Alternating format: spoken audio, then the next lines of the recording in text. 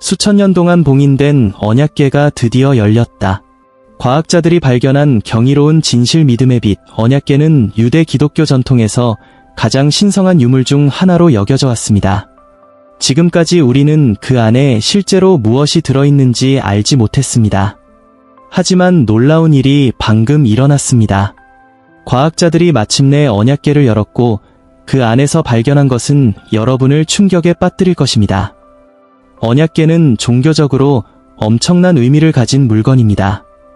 기독교인들 사이에서 언약궤는 이스라엘 백성 가운데 하나님을 상징하는 것이었습니다. 이스라엘 백성은 하나님이 그들과 언약을 맺으셨다고 믿었습니다.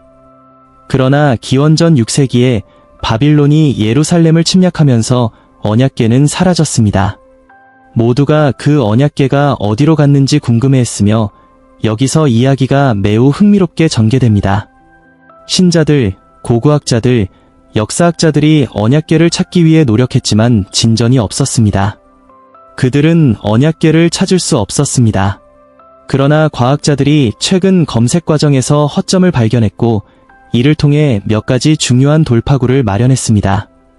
성경에 따르면 언약궤는 아무나 만질 수 없는 물건이지만 고고학자 론 와이어스는 다른 주장을 했습니다. 그는 언약궤와 십계명 돌판을 발견했으며 그것이 오래된 예루살렘 유적 아래에 묻혀 있었다고 주장했습니다. 언약궤는 이스라엘 백성이 이집트를 탈출한 후 성전에 보관되기로 되어 있었습니다. 이 성전은 솔로몬의 성전으로도 알려져 있으며 예수님께서 돌아가시기 600년 전까지 언약궤를 보관하고 있었습니다. 이 시기에 바빌론 왕 느부갓네살이 예루살렘을 침략하여 도시의 거의 모든 것을 파괴했습니다. 마치 도시가 죽은 것 같았습니다. 바빌론인들은 언약궤가 보관된 성전도 파괴했습니다. 이 침략 중에 언약궤가 사라졌습니다. 바빌론인들은 예루살렘을 공격할 때 거대한 공성벽을 세웠습니다. 이 벽은 매우 튼튼하고 높아서 아무도 도시 안으로 들어가거나 나갈 수 없었습니다. 하지만 이스라엘 백성은 뛰어난 지혜를 발휘했습니다. 현대의 문제를 해결하는 것처럼 이스라엘 백성도 자신의 문제를 해결하기 위해 노력했습니다. 그들은 주목받지 않고 도시를 오갈 수 있도록 터널을 파기 시작했습니다. 이 고대 터널은 오늘날에도 예루살렘에 남아있으며 그 안에서 많은 유물이 발견되었습니다. 언약궤는 지하의 비밀방에 숨겨져 봉인된 채 잊혀졌다고 전해집니다.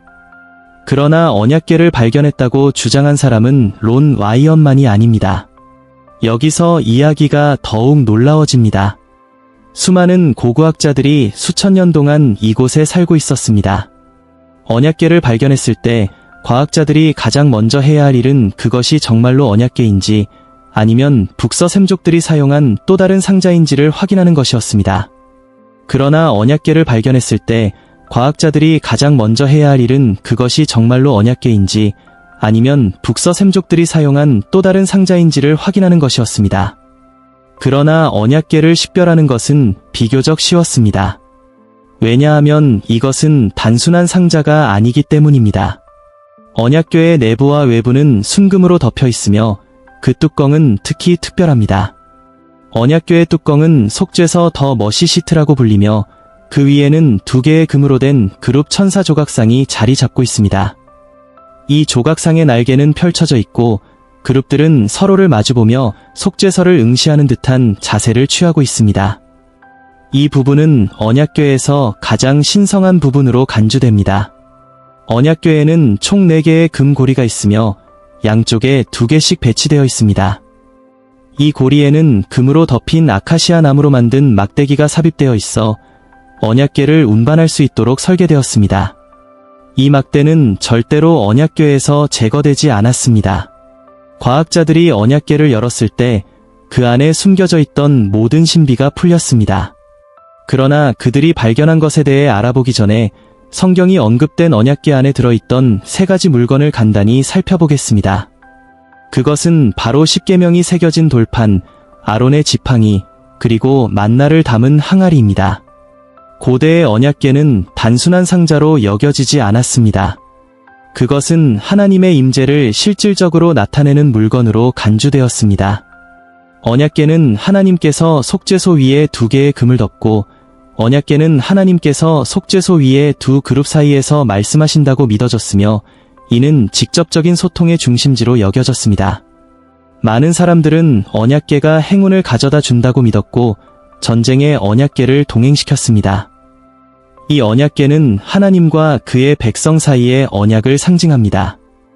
이스라엘 백성은 언약궤 안에 보관된 10계명을 따르도록 명령받았습니다. 이 10계명은 단순한 규칙이나 법이 아니었습니다.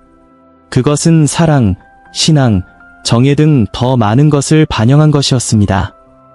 앞서 언급했듯이 언약궤는 엄청난 신성함을 지닌 물건이었습니다. 이러한 이유로 오직 선택된 소수만이 언약궤에 접근할 수 있었습니다.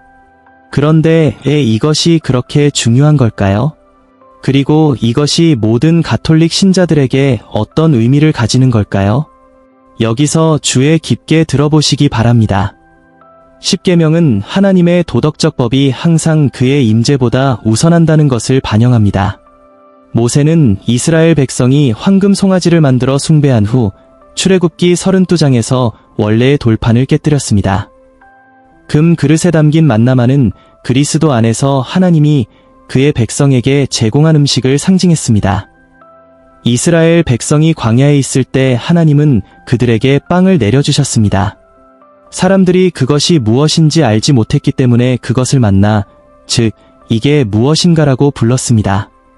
예수님은 5,000명 이상의 사람들을 먹이셨고 모세가 빵을 준 것이 아니라 하늘에서 빵을 주신 분은 그의 아버지라고 말씀하셨습니다. 하나님의 빵은 하늘에서 내려와 세상에 생명을 주는 이이다. 아론의 지팡이는 하나님이 파로 앞에서 뱀으로 변하게 하신 바로 그 지팡이였습니다. 히브리서의 저자는 이 지팡이가 싹에 나고 꽃이 피는 것에 더 중점을 두었습니다. 이스라엘 백성에게 이 지팡이는 제사장 직분의 계보를 나타냈습니다. 그런데 여기서 이야기는 놀라운 전환점을 맞이합니다. 과학자들을 언약궤로 끌어들인 또 다른 이유는 대제사장이 지성소에 들어갈 때 속죄소에 희생의 피를 뿌렸기 때문입니다. 이것은 예수님의 속죄 피를 상징했습니다. 속죄소 위의 피가 하나님의 법과 그의 임재 사이에 서 있었던 것처럼 그리스도의 피는 인류와 하나님의 심판 사이에 서 있는 것으로 믿어집니다. 주님은 신자들을 율법의 관점에서 보시는 것이 아니라 부금의 관점에서 보십니다. 언약궤는 하나님의 임재를 물리적으로 나타내는 신성한 물건입니다. 언약궤를 만지는 일은 결코 간단하지 않습니다. 아무나 손댈 수 있는 물건이 아니며 만약 당신이 죽음을 두려워하지 않는다면 직접 언약궤를 만져보세요. 하지만 그 대가는 죽음입니다.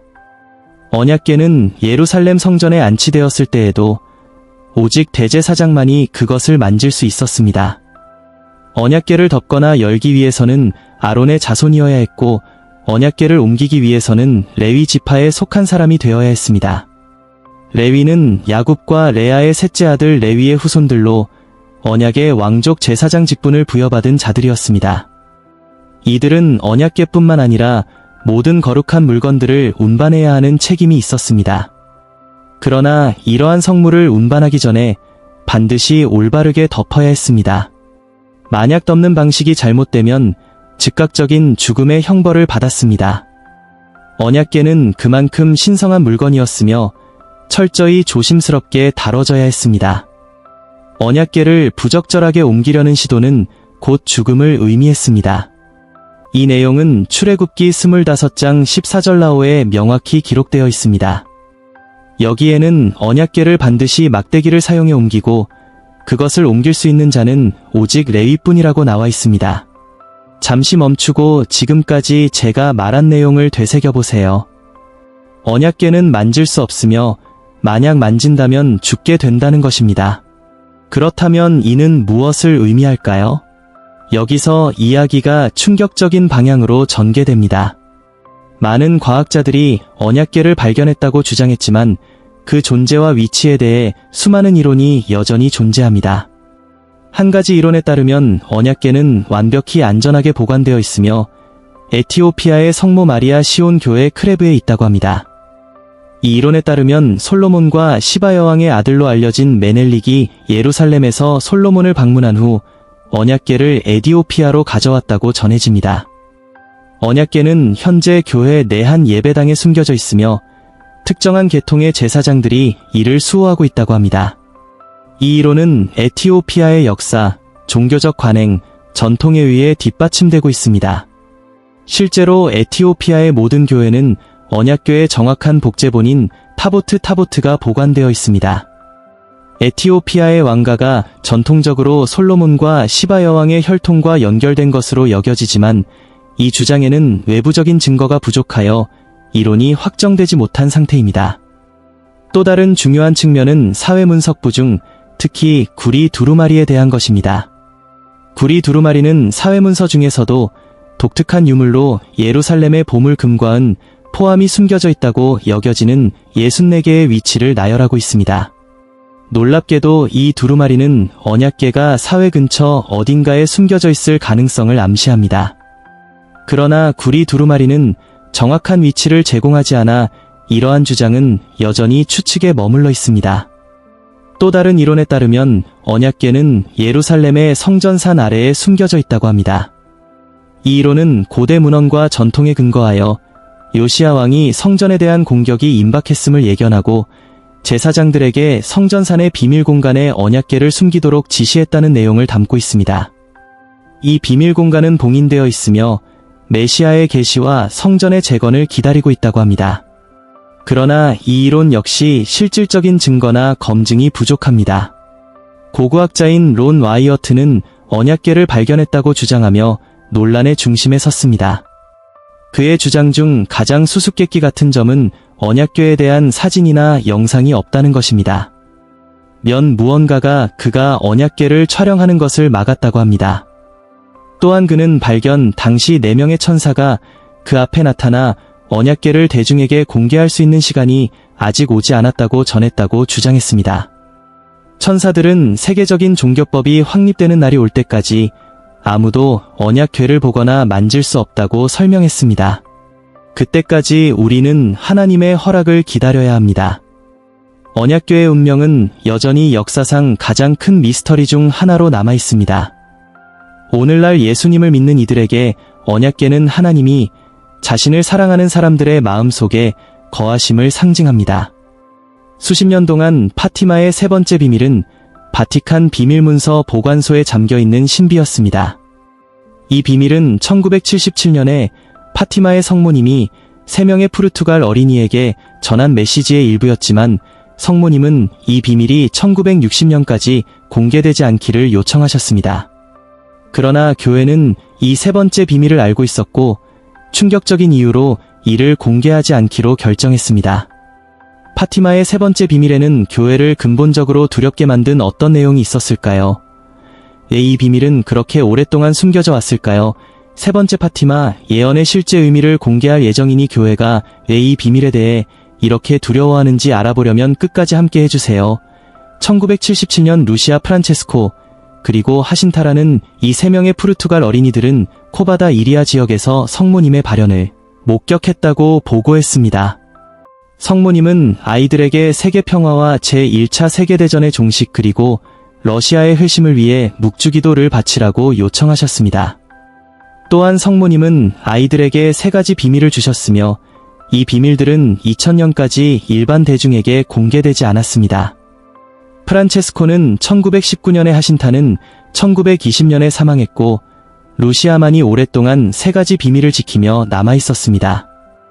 첫 번째 비밀은 지옥에 대한 환시였고 두 번째 비밀은 공산주의의 대두와 2차례의 세계대전을 포함한 20세기에 대한 예언이었습니다. 파티마의 성모님은 아이들에게 다른 부분의 메시지도 전파하길 원하셨는데 이는 결혼의 도덕적 붕괴와 인간이 특히 부정한 죄에서 회개하지 않으면 큰 고난을 맞이할 것이라는 경고를 예고했습니다. 파티마의 세 번째 비밀은 오랫동안 비밀로 유지되어 그 내용에 대한 추측과 음모론을 불러일으켰습니다. 파티마의 세 번째 비밀은 7월 13일에 아이들에게 공개되었고 이를 철저히 비밀로 지킬 것이 요구되었습니다. 그런데 왜 그랬을까요? 루시아의 이야기를 조금 더 자세히 살펴보겠습니다. 1943년 루시아 수녀가 병에 걸리자 세 번째 비밀을 한 장의 종이에 기록해달라는 요청을 받았습니다. 그녀는 비밀을 종이에 적어 봉투에 봉인한 후 라리아의 주교에게 전달했습니다. 이 봉투에는 1960년까지 열리지 않아야 할 세 번째 비밀이 담겨 있었습니다. 이 비밀을 받은 루시아 수녀는 라리아의 주교에게 읽어보라고 요청했지만 그는 이를 거부했습니다. 대신 주교는 이를 안전하게 보관하고 1957년 4월 4일에 더 안전하게 보호하기 위해 거룩한 사무국의 비밀문서 보관소로 옮겼습니다. 1959년 8월 17일 거룩한 사무국의 대표인 피에르 폴 필립 신부는 알프레드 오타비아니 주기경의 동의를 얻어 세 번째 비밀이 담긴 봉투를 요한 23세 교황에게 전달했습니다. 파티마의 메시지에 따르면 요한 23세 교황은 봉투를 열기를 망설였습니다. 결국 요한 23세 교황은 이 비밀을 공개하지 않기로 선택하고 봉투를 거룩한 사무국으로 다시 돌려보냈습니다. 거의 6년 후 바오로 6세 교황은 이 비밀의 내용을 읽었으나 공개를 하지 않기로 결정했습니다.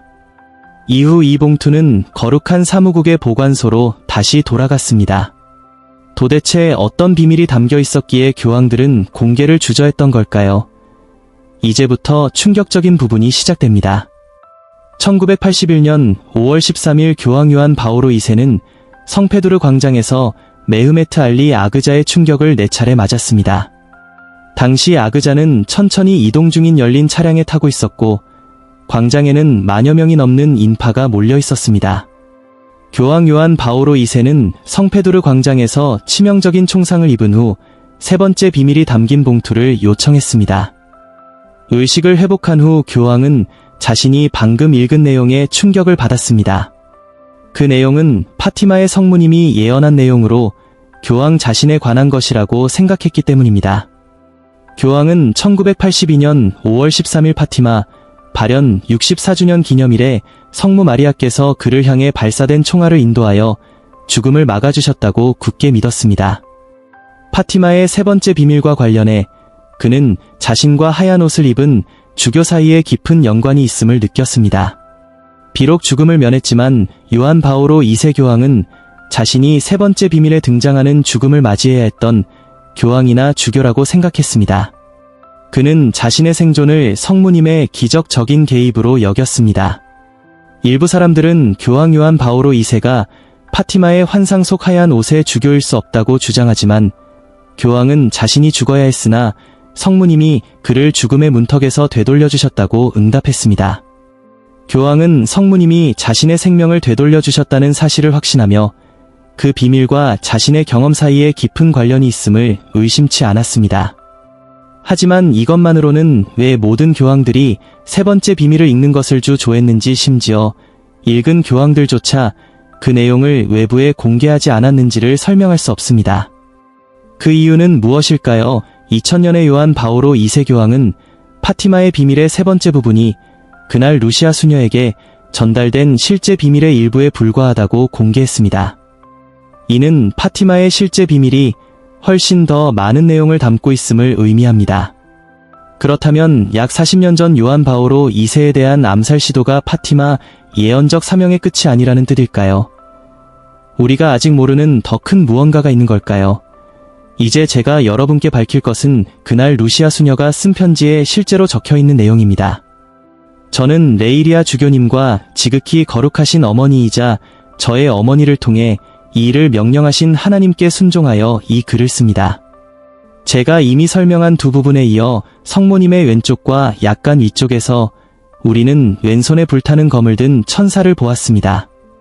검이 번쩍일 때마다 마치 세상을 불태울 것 같은 불꽃이 나왔으나 성모님께서 오른손으로 뿜어내신 빛과 닿자 불꽃은 사라졌습니다. 천사는 오른손으로 땅을 가리키며 큰 소리로 회개하라 회개하라 회개라고 외쳤습니다. 다른 주교들 사제들 수도자들이 나무 껍질이 붙은 거친 코르크 나무로 만든 큰 십자가가 있는 가파른 산을 오르고 있었습니다. 성부께서는 반쯤 폐허가 된 큰 도시를 지나면서 고통과 슬픔으로 떨리는 걸음으로 걸었고 길에서 마주친 시신들의 영혼을 위해 기도하셨습니다. 산 정상에 도착하자 큰 십자가 아래 무릎을 꿇고 있는 그에게 군인들이 총과 화살을 발사해 죽였고, 그와 같은 방식으로 다른 주교들, 사제들, 수도자들, 그리고 다양한 계층의 평신도들이 하나씩 죽었습니다. 십자가의 두 팔 아래에는 각각 수정처럼 맑은 성수통을 든 두 천사가 있었고, 그들은 순교자들의 피를 모아 하나님께 가는 영혼들에게 뿌렸습니다. 이 매우 상세한 계시는 앞으로 가톨릭 교회에 일어날 많은 일들을 예고하며 성부님께서 우리에게 이에 대한 경고를 주고자 하셨습니다. 하지만 여러분이 꼭 알아야 할, 그리고 여기서부터 더욱 소름 끼치는 무언가가 있습니다. 교황청 비밀기록 보관소의 기록 관리자였던 알론소 신부는 이 편지와 여러 다른 문서에 접근할 수 있었으며 루시아 수녀와 개인적으로 대화할 기회도 가졌습니다. 알론소 신부는 생전에 정말 충격적인 사실을 밝힌 바 있습니다. 그는 인류를 기다리고 있는 끔찍한 사건들이 있으며 이 사건들이 바로 편지의 세 번째 부분에 실제로 묘사된 것들이라고 기록했습니다. 이 끔찍한 일들은 질병, 자연재해 또는 기근과는 아무런 관련이 없었습니다. 가톨릭 교회 내에서 그 기초를 뒤흔들 엄청난 무언가가 일어날 예정이었습니다. 가톨릭 교회에는 내부 위기가 다가오고 있으며 교회의 최고의 지도자들이 그 책임을 지게 될 것입니다.